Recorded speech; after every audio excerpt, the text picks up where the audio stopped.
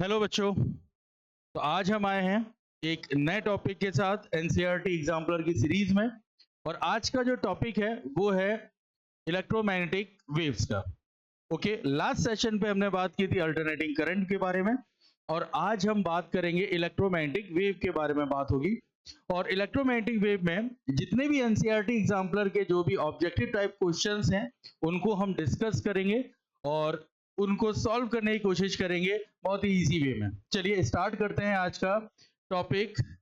और आज का जो सबसे पहला जो आपका प्रॉब्लम है वो क्या है, ये है one require 11 electron volt of energy to dissociate carbon monoxide molecules into carbon and oxygen atoms. The minimum frequency of the appropriate electromagnetic radiation to achieve the dissociation lies in.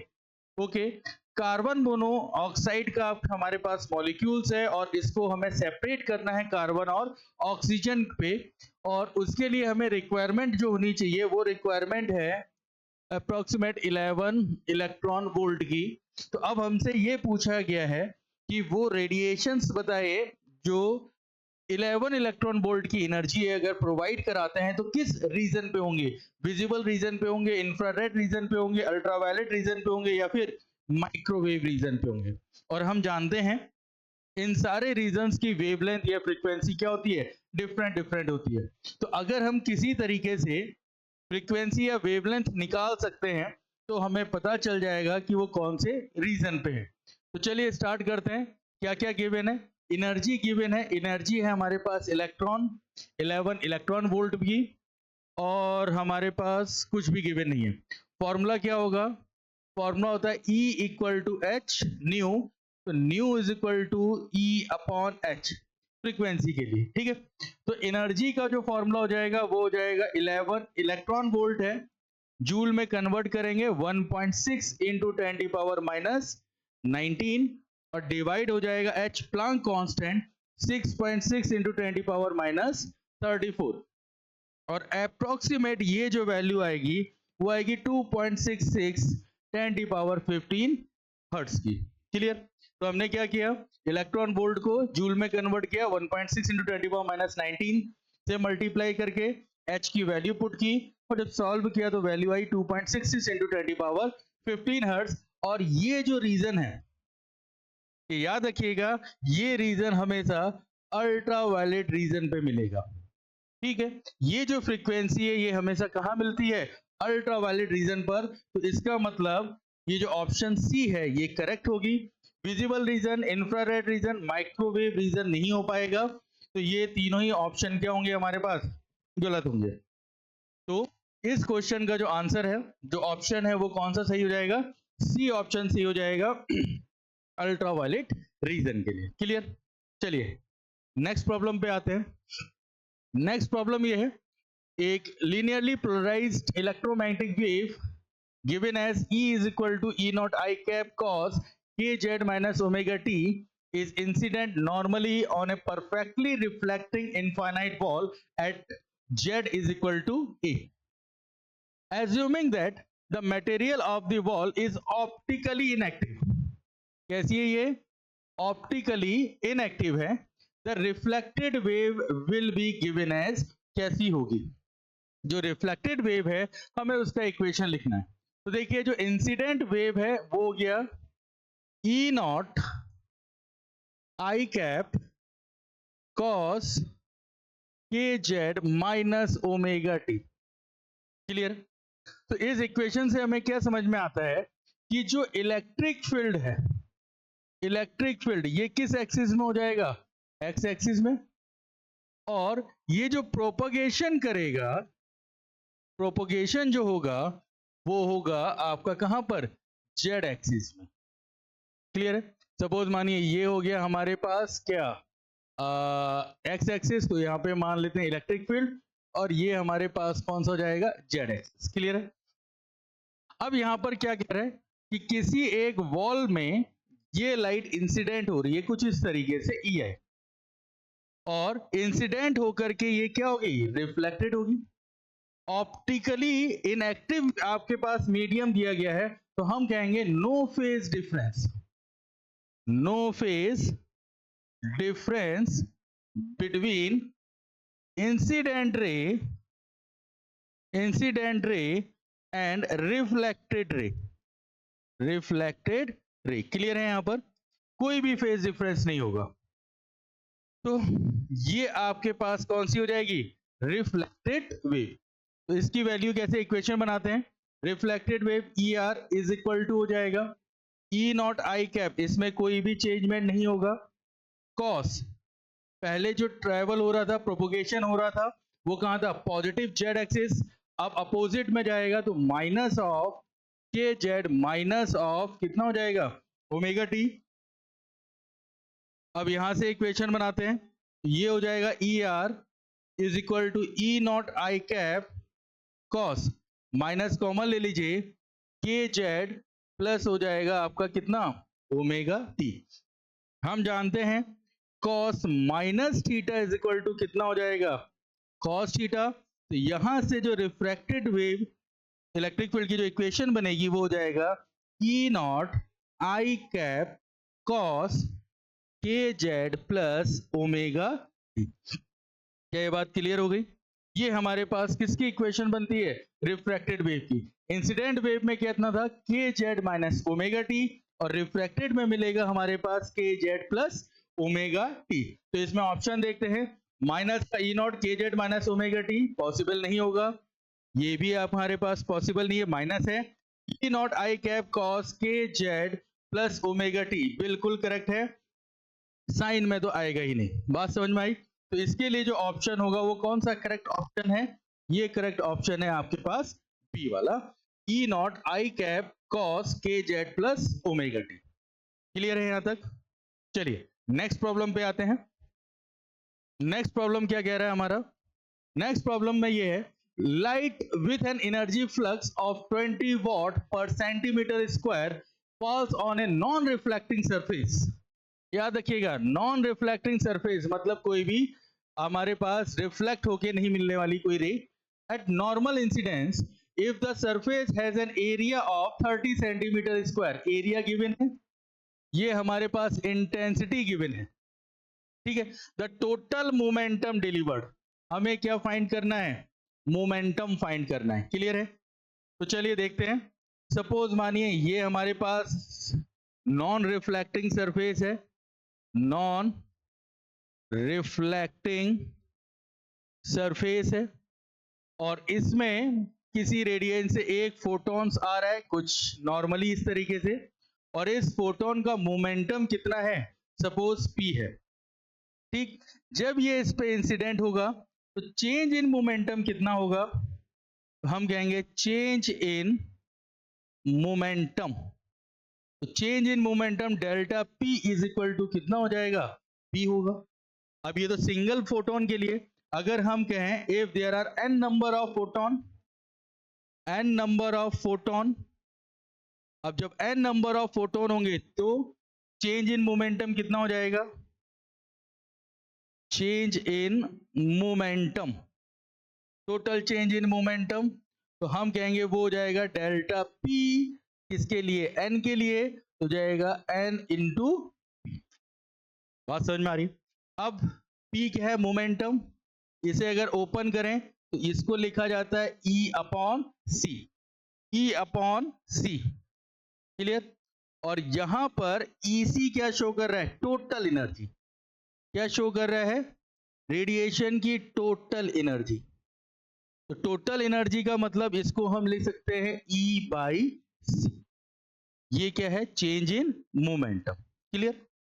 अगर किसी तरीके से हम एनर्जी अगर find कर लें तो C हमें पता ही है, तो हमारे पास क्या आ जाएगा? मोमेंटम डिलीवर आ जाएगा। तो E कैसे फाइंड करें?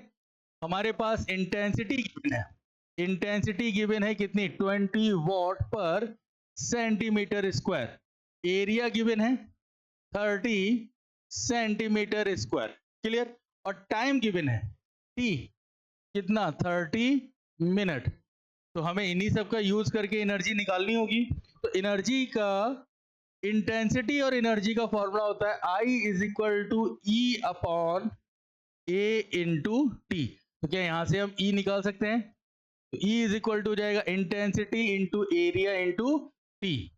तो एनर्जी इंटेंसिटी है 20 वॉट, सेंटीमीटर स्क्वायर मीटर में कन्वर्ट करेंगे 10⁻⁻2 का स्क्वायर इनटू एरिया है 30, सेंटीमीटर में मीटर में कन्वर्ट कर लीजिए 10⁻⁻2 का स्क्वायर, टाइम हो गया 30 और ये हो जाएगा आपका सेकेंड। इक्वेशन कितनी आएगी ई की? ई हो जाएगा, देखिए ये वाला पॉइंट ये कैंसिल पावर, तो ये हो जाएगा 3 3 9 18, 1 2 3 1 2 3 इंटू कितना हो जाएगा 60। इस वाले इक्वेशन पे पुट कर दीजिए जरा, ये हो जाएगा delta P is equal to E की वैल्यू हो जाएगी 180 3 टाइम्स 0 इंटू 60 अपॉन में 3 इंटू 10⁻8, 3 से जाएगा ये 60 कितने टाइम्स 20 टाइम्स। तो अब देखिए कितना हो जाएगा 1 2 3 4 4 0 है, ये हो जाएगा 36 इंटू 10⁻4, नीचे से 8 ऊपर जाएगा, ये हो जाएगा 10⁻⁻8, तो टोटल वैल्यू आ जाएगी 36 into 10⁻⁻4 kg metre per second. Clear है? तो इसमें ऑप्शन कौन सा सही है 36 का? देखिए 10⁻⁻5 पॉसिबल नहीं है, 108 होगा नहीं, तो इसमें जो आंसर होगा वो कौन सा मिलेगा आपके पास? Option B is correct, 36 into 10⁻⁻4 kg metre per second. ठीक है, चलिए नेक्स्ट प्रॉब्लम पे आते हैं।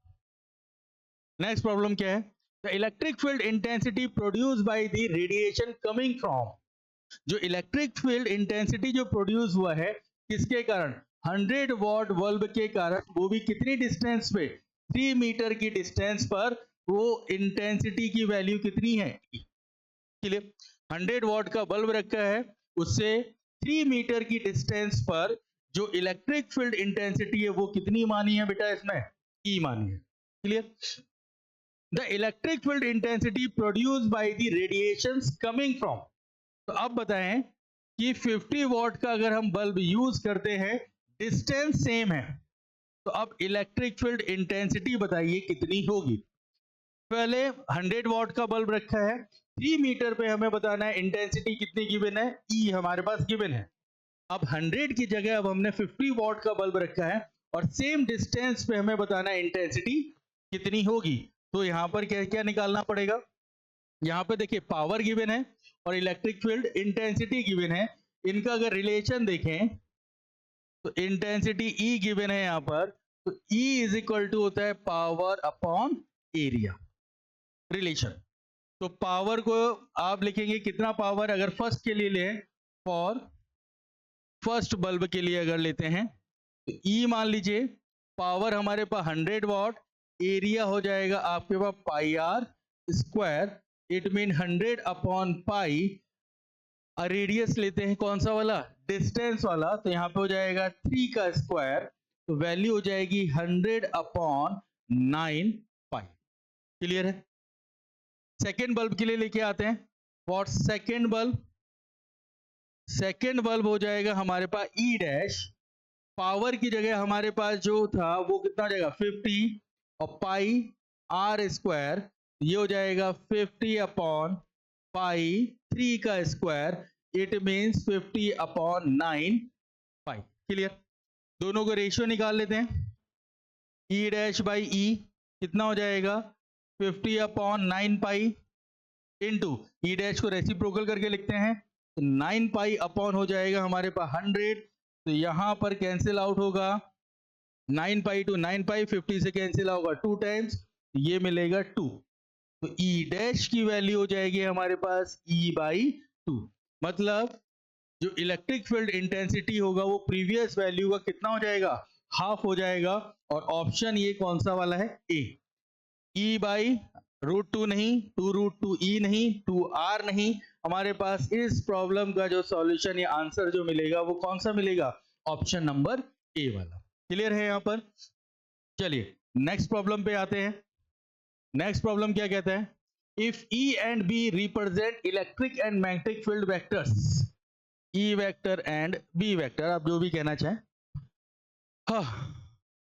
The direction of propagation of electromagnetic wave is along, हमें यहाँ पे क्या फाइंड करना है, इलेक्ट्रोमैग्नेटिक वेव की डायरेक्शन बताना, प्रोपगेशन ऑफ इलेक्ट्रोमैग्नेटिक वेव। ठीक, क्या फाइंड करना है हमें, डायरेक्शन फाइंड करना है। और हम जानते हैं इलेक्ट्रिक फील्ड, मैग्नेटिक फील्ड और डायरेक्शन ऑफ प्रोपगेशन एक दूसरे के तीनों क्या होंगे, परपेंडिकुलर डायरेक्शन पे होंगे। क्लियर है? तो अगर हम यहां पर देखें कि सपोज इसको मान लेते हैं x, ये हो जाएगा y, और यहां पे क्या मान लेते हैं z। अगर x एक्सिस पे इलेक्ट्रिक फील्ड है तो y पे क्या होगा, मैग्नेटिक फील्ड, और जो प्रोपोगेशन हो जाएगा वो कहां होगा, z एक्सिस पे होगा, मतलब तीनों ही एक दूसरे के क्या होंगे, परपेंडिकुलर होंगे। तो अगर हम यहाँ पे फर्स्ट ऑप्शन देखें कि जो direction of propagation of electromagnetic wave is along, इन्होंने कहा है E के अलोंग, तो नहीं हो सकता क्योंकि E और V पैरेलल नहीं हो सकते। B के अलोंग नहीं होगा क्योंकि मैग्नेटिक फील्ड और direction of propagation V vector एक दूसरे के पैरेलल नहीं हो पाएंगे। B क्रॉस E नहीं होगा। अगर वेक्टर फॉर्म हम यूज करते हैं तो V वेक्टर का फॉर्मूला होता है हमारे पास E vector cross B vector. Clear यहां पर, ये फॉर्मूला बनता है, तो इसलिए B क्रॉस E नहीं होगा। तो इस प्रॉब्लम का जो हमारे पास सॉल्यूशन है वो कौन सा हो जाएगा, ऑप्शन नंबर डी। क्लियर है यहां पर, क्योंकि तीनों चीजें हमारे पास क्या होंगे, एक दूसरे के परपेंडिकुलर होंगे। तो जब परपेंडिकुलर होंगे तो E के पैरेलल नहीं हो सकता, B के पैरेलल नहीं हो, B क्रॉस E फॉर्मूला नहीं बनता है, वेक्टर फॉर्मूला बनता है E क्रॉस B का। चलिए नेक्स्ट प्रॉब्लम पे आते हैं। नेक्स्ट प्रॉब्लम है हमारे पास, the ratio of contributions made by the electric field and magnetic field component to the intensity of an EMI wave। EMI wave की जो इंटेंसिटी है उस पर इलेक्ट्रिक फील्ड और मैग्नेटिक फील्ड का जो कंट्रीब्यूशन है उनका रेशियो हमें फाइंड करना है। तो यहां पर हम क्या करते हैं, एक रिलेशन ढूंढते हैं जो हम लोगों ने पढ़ा हुआ है, रिलेशन, ठीक है, between intensity and electric field और इंटेंसिटी एंड मैग्नेटिक फील्ड के बीच का एक रिलेशन है। रिलेशन ये है कि अगर इलेक्ट्रिक फील्ड इंटेंसिटी हम निकाल रहे हैं तो फॉर्मूला होता है 1/2 epsilon not E square C, और मैग्नेटिक फील्ड इंटेंसिटी का जो फॉर्मूला होगा 1/2 mu naught B square into कितना हो जाएगा, C। क्लियर है, ये रिलेशन हम लोग फाइंड करते हैं। अब इन दोनों को क्या कर दीजिए, डिवाइड कर दीजिए। 1/2 से 1/2 कैंसिल आउट होगा, C से C कैंसिल आउट होगा, म्यू नॉट ऊपर जाएगा, ये हो जाएगा म्यू नॉट एप्सिलॉन नॉट, और यहां हो जाएगा हमारे पास E square by B square. Clear है, हम जानते हैं म्यू नॉट और एप्सिलॉन नॉट को हम क्या बोलते हैं, इसको बोला जाता है 1/c स्क्वायर, और C इज इक्वल टू होता है E बाई B, तो ये भी हो जाएगा C स्क्वायर, तो C स्क्वायर से C स्क्वायर कैंसिल, तो वैल्यू आ जाएगी 1। इसका मतलब electric field intensity ratio magnetic field intensity implies that 1:1। कितना रेशियो बनेगा हमारे पास, 1:1 बनेगा। तो C:1 नहीं होगा, C स्क्वायर भी नहीं होगा, 1:1 इज करेक्ट, √C:1 भी करेक्ट नहीं होगा। तो इस प्रॉब्लम का जो ऑप्शन आता है वो ऑप्शन कौन सा है, सी ऑप्शन। यहां तक बात क्लियर। तो हमने यहां पर क्या किया, इंटेंसिटी और इलेक्ट्रिक फील्ड के बीच में एक रिलेशन फाइंड किया, देन वहां से हमने इसका रेशियो फिट किया। क्लियर, नेक्स्ट प्रॉब्लम पे आते हैं। नेक्स्ट प्रॉब्लम ये कहता है, एक electromagnetic wave radiate outward from a dipole antenna, याद रखिएगा कहां से, dipole antenna, with E nought, ये आपके पास इलेक्ट्रिक फील्ड नहीं, E nought as the amplitude of its electric field vector, the electric field E nought which transport significant energy from this source falls off S। Clear है, तो यहां पर हमने क्या किया, ये जो डाइपोल एंटीना है इसको ट्रीट कर रहे हैं एज अ सोर्स की तरह ट्रीट करेंगे, और जब ये डिस्टेंस के साथ मूव करेगा तो इस इलेक्ट्रिक फील्ड में चेंजमेंट कैसे आएंगे ये हमें फाइंड करना है। ये 1/r³ के रिलेशन पे आएंगे, 1/r², 1/r, यह रिमेन्स कांस्टेंट रहेगा, और जहां पे ये r जो दे रखे हैं ये क्या है, डिस्टेंस है, ठीक है, सोर्स से उस पॉइंट की डिस्टेंस के बीच में। तो जैसे जैसे डिस्टेंस बढ़ता हुआ जाएगा तो इलेक्ट्रिक फील्ड किस तरीके से डिक्रीज होगा या रिमेन्स कांस्टेंट होगा, ये हमें फाइंड करना है। तो अगर इसको हम फॉर्मूला देखें तो हम एक रिलेशन जानते हैं इंटेंसिटी का पावर अपॉन एरिया, और एरिया जब भी लेते हैं तो वो लेंगे हम स्फेरिकल सरफेस का, तो ये हो जाएगा पाई आर स्क्वायर। तो यहां से हम कह सकते हैं जो इंटेंसिटी होगा वो इनवर्सली प्रोपोर्शनल हो जाएगा किसके, आर स्क्वायर के। और एक रिलेशन अभी हमने सीखा था इंटेंसिटी का 1/2 epsilon not E square, clear है। अब देखिए इंटेंसिटी की जगह हम 1/r स्क्वायर लिख सकते हैं, 1/2 एप्सिलॉन नॉट, और यहाँ पे हो जाएगा हमारे पास ई स्क्वायर। तो अगर ये टर्म देखें 1/2 एप्सिलॉन नॉट, ये टर्म कैसा है, कांस्टेंट, कांस्टेंट है। तो हम यहाँ पे लिख सकते हैं 1/r square is proportional to E square. तो यहां से लिखा जाता है E is inversely proportional to 1/r। ये बात क्लियर। तो इसका मतलब जो इलेक्ट्रिक फील्ड जो होगा वो किसके 1/r किसके डायरेक्टली प्रोपोर्शनल होगा या r के इनवर्सली प्रोपोर्शनल होगा। तो 1/r क्यूब पॉसिबल नहीं है, 1/r स्क्वायर पॉसिबल नहीं है, तो यहां पर हमें क्या मिलेगा, 1/r is correct option. Remains constant, कभी भी एनर्जी कांस्टेंट नहीं होगी। जैसे जैसे डिस्टेंस बढ़ता जाएगा एनर्जी भी हमारी रिड्यूस होती जाएगी, और किसके बिहाफ में, 1/r के अकॉर्डिंग। तो इस प्रॉब्लम का जो सॉल्यूशन है वो कौन सा हो जाएगा, ऑप्शन सी हो जाएगा। क्लियर है। नेक्स्ट टॉपिक पे आइए, यानी नेक्स्ट प्रॉब्लम पे बात करते हैं। नेक्स्ट प्रॉब्लम पे है an electromagnetic wave travel in vacuum. एक इलेक्ट्रोमैग्नेटिक वेव है जो वैक्यूम में ट्रेवल कर रहा है along Z direction, Z direction के अलोंग मूव कर रहा है, और उसकी जो इक्वेशन है वो E is equal to E1 I cap plus E2 J cap cos K Z minus omega T. Choose the correct option from the following. इन चारों में से हमें यह बताना है कौन सा रिलेट करेगा इसमें। तो चलिए नंबर फर्स्ट हमें गिवन है, नंबर फर्स्ट गिवन है associated magnetic field is given as this. ठीक है, मैग्नेटिक जो मैग्नेटिक फील्ड है उसकी इक्वेशन ये होगी, और associated magnetic field is given as this. तो यहां पर है 1/c E1 I cap plus E2 J cap cos K Z minus omega T, या 1/c E1 I cap minus E2 J cap cos K Z minus omega T. तो कैसे निकालेंगे इसको, equation देखिए, ये है electric field E1 I cap plus E2 J cap cos K Z minus omega T, ये equation है हमारे पास। अब हम एक चीज और जानते हैं कि C इज इक्वल टू होता है E/B, तो B इज इक्वल टू हो जाएगा E/C। तो इसका मतलब अगर हमें मैग्नेटिक फील्ड निकालना है तो हमें कितने से डिवाइड करना पड़ेगा, C से डिवाइड करना पड़ेगा। तो B इज इक्वल टू हो जाएगा E/C is equal to E1 I cap plus E2 J cap divided by C, और प्रोपोगेशन में कोई भी चेंजमेंट नहीं आएगा, के जेड माइनस कितना हो जाएगा, ओमेगा टी। तो हम इसको लिख सकते हैं 1/c E1 I cap plus E2 J cap cos K Z minus omega T. ये हमारे पास वैल्यू मिलती है किसके लिए, मैग्नेटिक फील्ड के लिए। तो देखिए किसके साथ ये रिलेट करती है, फर्स्ट वाला option E1 I cap plus E2 J cap cos K Z minus omega T. तो इसके लिए ऑप्शन कौन सा हो जाएगा हमारे पास, फर्स्ट ऑप्शन बनेगा।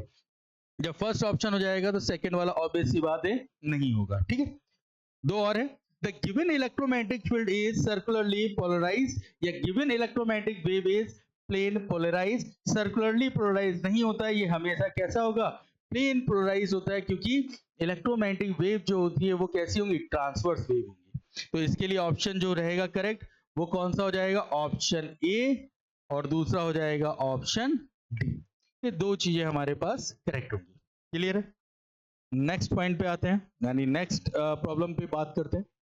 An electromagnetic wave traveling along z axis is given as E is equal to E naught cos kz minus omega t. Choose the correct option from the following. एक electromagnetic wave given है जो कि z axis के along move कर रही है. Equation given है E is equal to E naught cos kz minus omega t. हमारे पास चार ऑप्शन है और इनको हमें करेक्ट करना है. चलिए वेक्टर टाइप से ये क्वेश्चन है, करते हैं इसको. हम जानते हैं कि इलेक्ट्रिक फील्ड प्रोपोगेशन और मैग्नेटिक फील्ड एक दूसरे के क्या होंगे, परपेंडिकुलर होंगे. तो इसको मान लेते हैं जेड, प्रोपोगेशन कर रहा है इस डायरेक्शन पे, ठीक है. वी वेक्टर ऊपर मान लेते हैं एक्स, ये इलेक्ट्रिक फील्ड हो जाएगा ई आई कैप, जिसको हम क्या बोल सकते हैं, ई वेक्टर. इसको मान लेते हैं वाई, तो यहां हो जाएगा बी जे कैप, जिसको हम क्या मान सकते हैं, बी वेक्टर. अब हमें क्या करना है, इन फॉर्म में हमें चेंज करना है. तो चलिए फर्स्ट वाले को देखें. फर्स्ट वाले पे देखें तो बी वेक्टर को हम लिख सकते हैं बी जे कैप, और यहां पर ऑप्शन है के कैप में.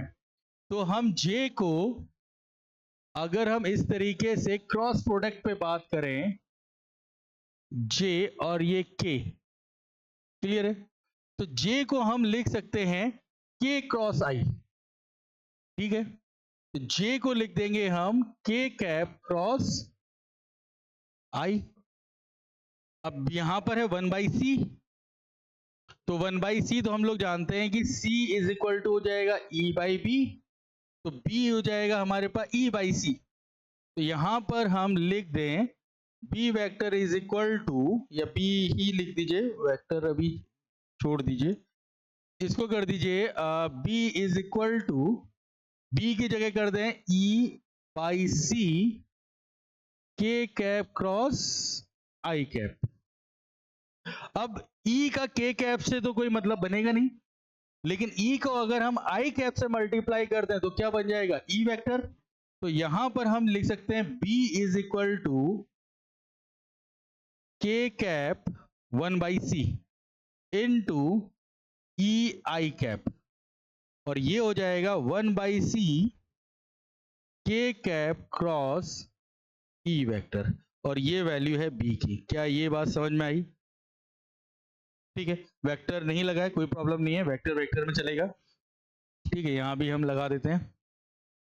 क्या यहां तक बात क्लियर है? तो क्या ये फर्स्ट वाला ऑप्शन को बिल्कुल करेक्ट कर रहा है? बिल्कुल सही. 1/c के कैप क्रॉस ई, वही यहाँ पे 1/c के कैप क्रॉस ई. इसका मतलब ये फर्स्ट ऑप्शन जो होगा बिल्कुल करेक्ट. क्या बात क्लियर है?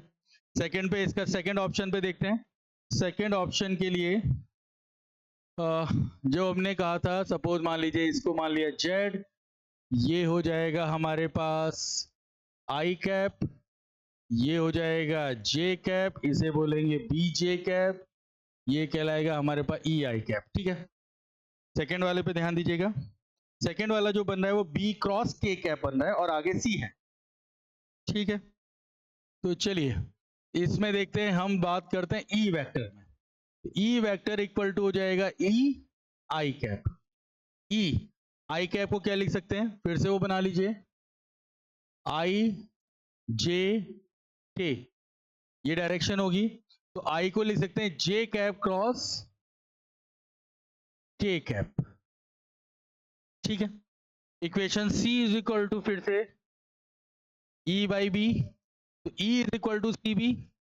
तो E vector is equal to हो जाएगा, ई की जगह हो जाएगा आपके पास C B J cap cross K cap. Clear है?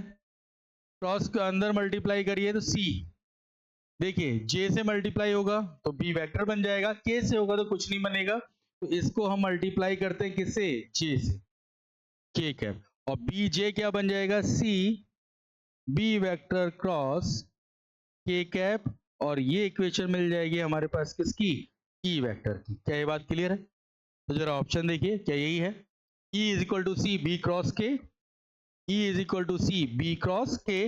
इसका मतलब ये वाला ऑप्शन भी बिल्कुल क्या होगा, करेक्ट होगा. ठीक है, दो करेक्ट हो गए. थर्ड में आते हैं. थर्ड में लिखा है k dot E equal to 0, k dot B is equal to 0। इसको देखते हैं, थर्ड वाले पे बात करें तो देखिए जो k कैप है वो परपेंडिकुलर होगा इलेक्ट्रिक फील्ड के, और जो k कैप है वो परपेंडिकुलर होगा किसके, मैग्नेटिक फील्ड के। तो अगर हम डॉट प्रोडक्ट करें k डॉट ई वेक्टर तो कितना cos 90, और cos 90 की वैल्यू कितनी हो जाएगी आपके पास 0, और k का k को अगर हम करें k cap dot B vector, ये ई वेक्टर है, तो इसकी भी वैल्यू कितनी हो जाएगी 0 हो जाएगी, क्योंकि यहाँ पर थीटा कितना हो जाएगा हमारे पास cos 90 की वैल्यू 0 है। तो ये ऑप्शन भी हमारे पास लगभग बिल्कुल करेक्ट है। अब डॉट में 0 हो गया है तो क्रॉस में 0 नहीं होगा, तो ये ऑप्शन गलत हो जाएगा, रॉन्ग हो जाएगा। तो यहाँ पर जो इसके लिए मिलता है ऑप्शन ए, ऑप्शन बी और ऑप्शन सी, ये तीनों ही ऑप्शन बिल्कुल करेक्ट है। क्लियर है, चलते हैं नेक्स्ट प्रॉब्लम पे।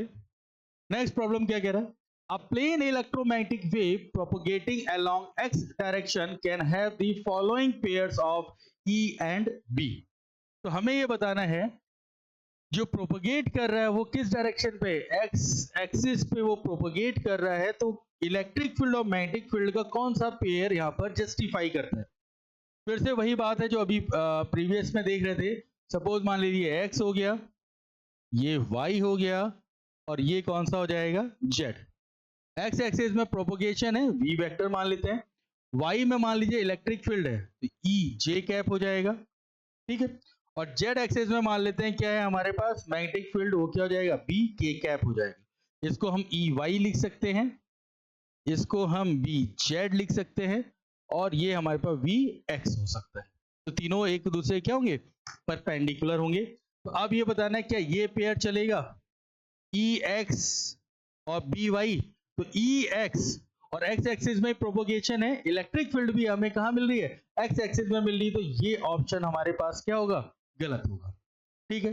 EYBZ मतलब X एक्सिस में प्रोपोगेशन है, इलेक्ट्रिक फील्ड Y एक्सिस में है, और मैग्नेटिक फील्ड Z एक्सिस में, इसका मतलब तीनों ही परपेंडिकुलर है, तो ये बिल्कुल करेक्ट होगा। BXEY इसका मतलब मैग्नेटिक फील्ड X एक्सिस में है, जो कि पैरेलल हो जाएगा किसके, वेलोसिटी के पैरेलल हो जाएगा, प्रोपोगेशन के पैरेलल हो जाएगा, जो कि पॉसिबल नहीं है।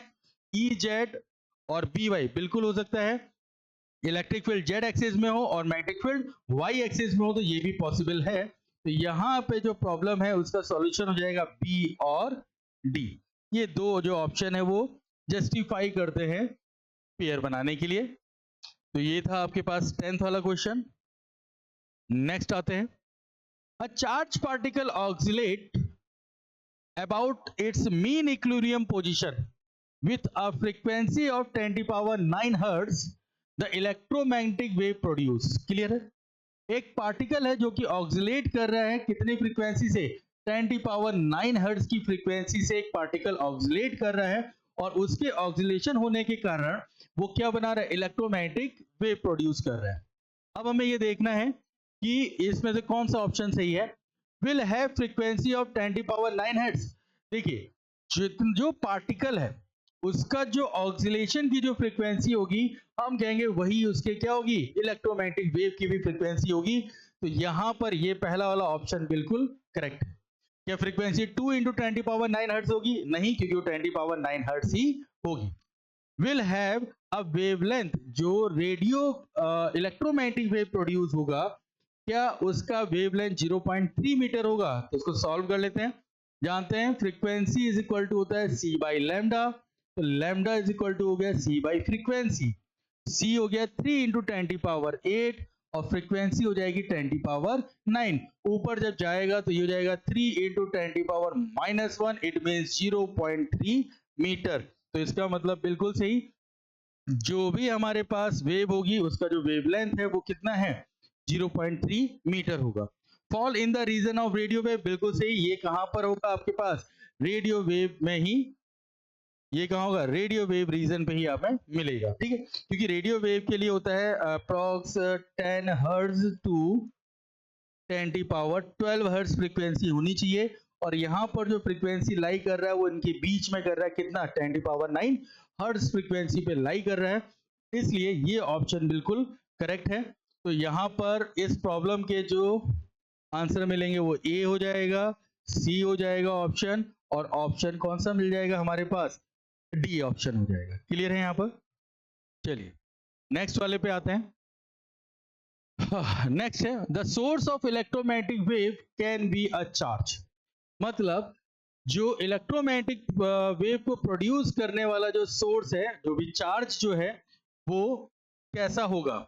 और हम जानते हैं कि इलेक्ट्रोमैग्नेटिक वेव तभी प्रोड्यूस होती है जब चार्ज पार्टिकल क्या कर रहा हो, चार्ज पार्टिकल एक्सलेट कर रहा हो। क्या कर रहा हो? एक्सलेट कर रहा हो। ठीक है, अब इसमें लिखा है moving with a constant velocity.